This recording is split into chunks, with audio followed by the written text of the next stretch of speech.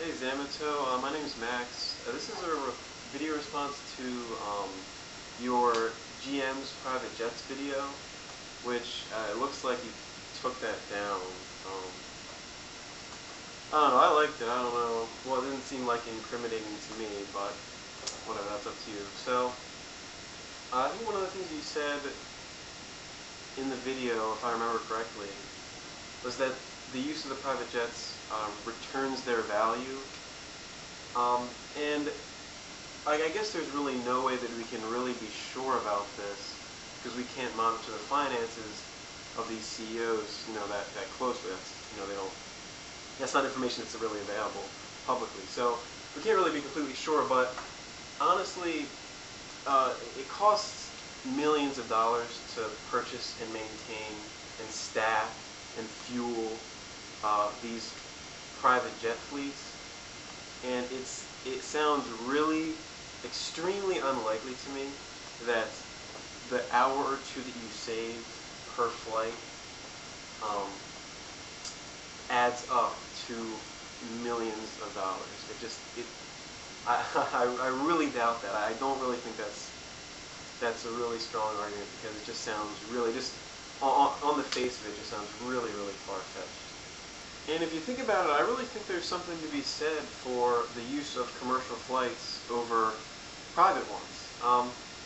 Because if we eliminated all these private jets and all these executives used regular commercial flights like the rest of us, I think you could argue that the efficiency of the entire system would increase because there would be the same amount of people flying, but there would be less planes in the air and on the runways, and therefore everybody would benefit because overall the system would be more efficient because there would be less air traffic essentially.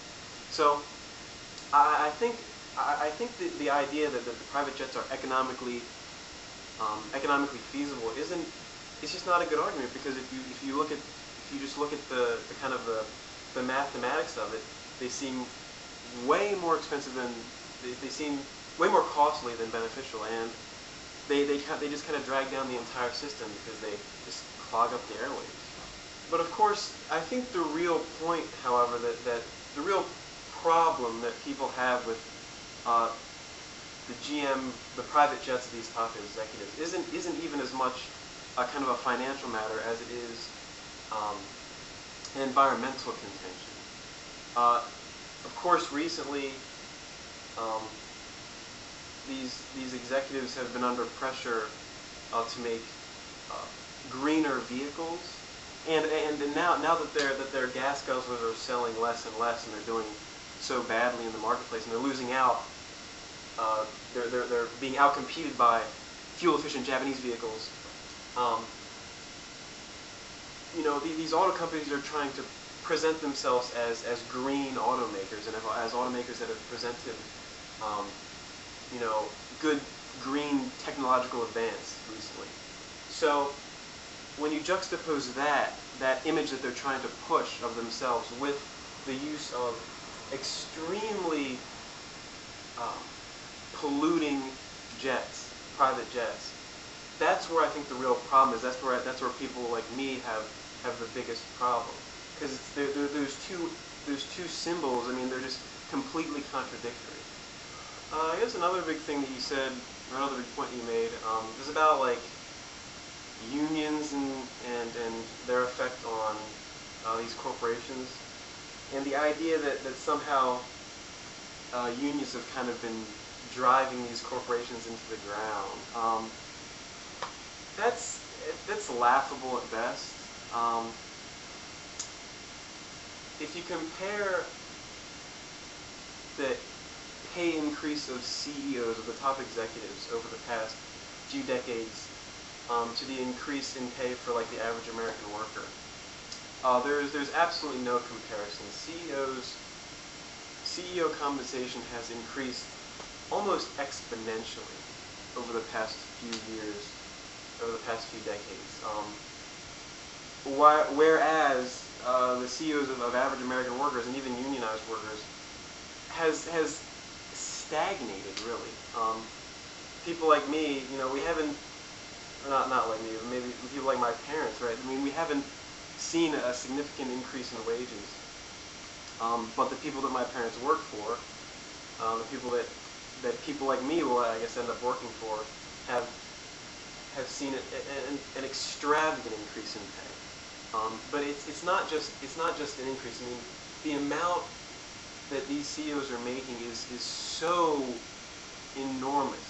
I mean, I think the highest paid executives today make somewhere along the lines of like 250 times the amount per year that the median average American worker makes. So if you want to talk, if there's a group of people whose wages are driving American corporations into the ground, right? It's definitely not the unionized workers who haven't seen a very significant wage increase. It's the CEOs whose wages have been ballooning. So there's a figure floating around out there, $73 per hour for unionized workers, unionized auto workers. So a lot of people, they point to that and they're like, no wonder everything's going to hell because these people make $73, that's too much, right?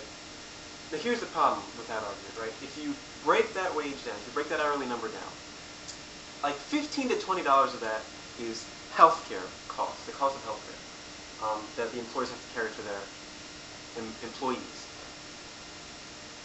So here's the interesting thing. Tell me why both the unions and the top executives haven't, for the past 5 years, been pushing for universal health care. Tell me why they haven't been doing that. Okay? Because that would have chopped off like a third of this $73 wage. If we got universal health care, national health care, right? That would have made an enormous difference in the amount that we pay these workers. And therefore, they wouldn't be, like you say, dragging us all down, right? So, don't talk to me about unionized workers getting paid too much. There are way too many other things that are going on. CEOs are being paid too much. You want to talk about who's being paid too much? Look at the CEOs. And if you want to talk about extravagant labor costs, look at the healthcare costs, because those are the things, if anything, that are unfair and that are making these corporations extremely uncompetitive. Right? Japanese automakers don't carry healthcare costs in their wages, right? And no wonder they're so much more competitive than American automakers are. So one last thing before I finish. In a free market, workers have every right to bargain collectively for higher wages. To act like they can't do that, or there's something wrong about that, is going against the whole idea of free markets and individual liberties, which you seem to be such a huge fan of, right? They have every right to do this. It's a worker's right. It's a human right to be able to bargain, band together with other people, and bargain for higher wages. The ironic thing is that top execs and major corporations have always used the levers of power available to them to deal with the union problem. They have never hesitated to go running to big mother government and demand government interference, essentially, in the market in order to deal with unions, in order to keep unions from striking, in order to keep people from collectively bargaining. There's numerous examples of this across history. One of which would be like the